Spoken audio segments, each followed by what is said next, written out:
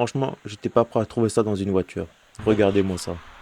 Je commence direct par aspirer toute la moquette. Surtout avec l'isolant dessous, ça garde tout. Je passe ensuite au coffre. Les vérins tiennent plus du tout, donc obligé de mettre un bâton pour se tenir. Je vais les remplacer directement. Nickel, ça commence bien. Je change les vérins hydrauliques, comme ça le coffre pourra tenir tout seul. Ensuite, je démonte le mécanisme du coffre. Je dévisse, je sors le mécanisme et je le remonte directement après.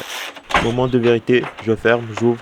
Ok, parfait, ça fonctionne. Je reclipe tout correctement et je revise pour que ce soit bien fixé. Le ciel de toit. Regardez l'état, il y a des punaises partout.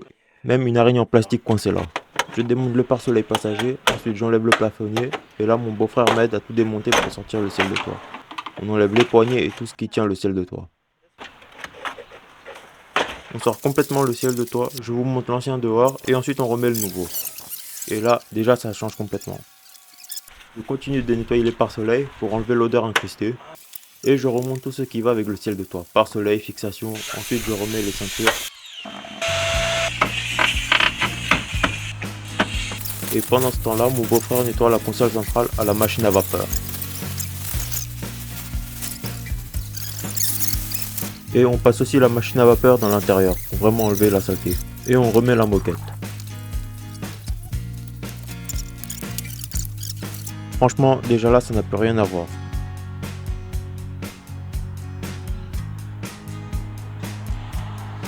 Maintenant, on va s'attaquer au tableau de bord, nettoyer, remettre les airbags et que ce soit partie finie ce côté-là. J'enlève la boîte à gants et je nettoie tout le côté passager jusqu'au milieu. Là, vous voyez clairement la différence. C'est énorme. Je nettoie et je remonte l'airbag passager. Je reconnecte et je serre tout. Et je nettoie et je remets la boîte à gants. Je remets le panneau latéral et je nettoie le reste du tableau de bord. Je reconnecte l'airbag du volant et je remets tout en place. Et c'était une galère à la mettre. Et je remonte le plastique qui est derrière le volant. Je nettoie le levier de vitesse et le frein à main. Et je reclipe ce panneau là. Ensuite, je remonte tout l'arrière. Je commence avec les dossiers. Et je fixe tout correctement. Et ensuite aux ceintures et à l'assise.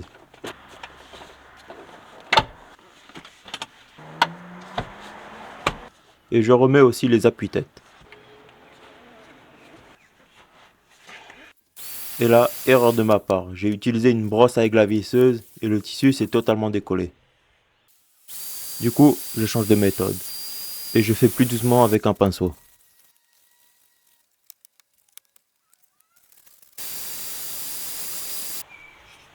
Je mets le nouveau module d'airbag.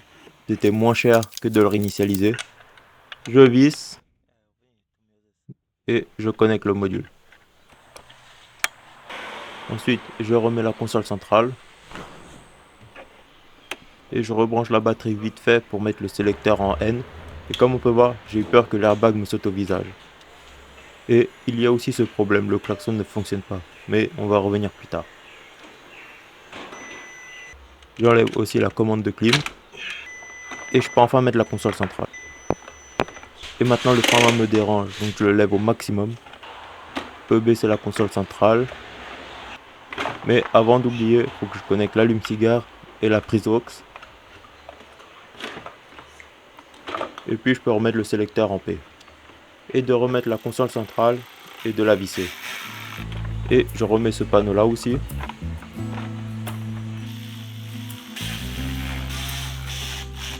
Et je peux remettre ce plastique du sélecteur. Et je m'attaque à la commande de clim plus au panneau.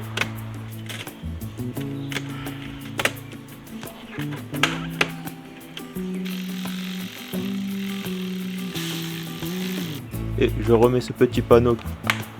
Et je baisse le frein. Non. Et je m'attaque à la coudoir. Pour le moment, je serre à la main, parce qu'il faut que je le change. Et je m'attaque à remettre les plastiques.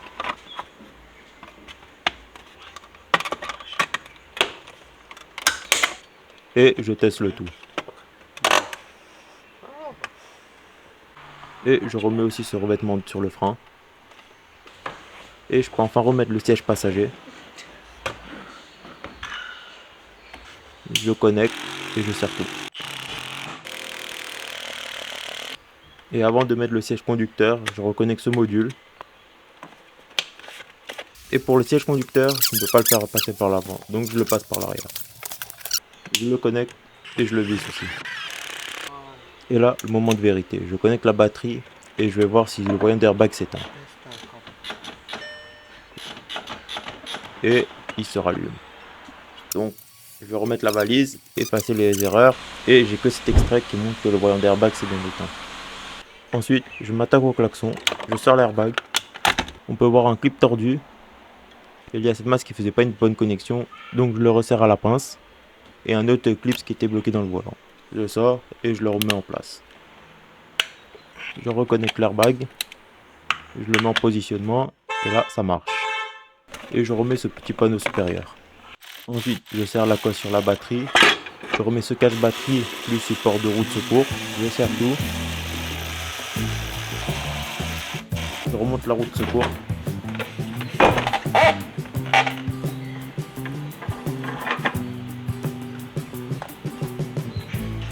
Je peux enfin remettre la planche du coffre.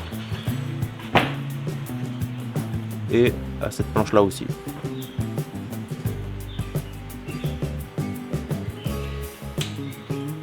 Et pour le coffre, c'est terminé.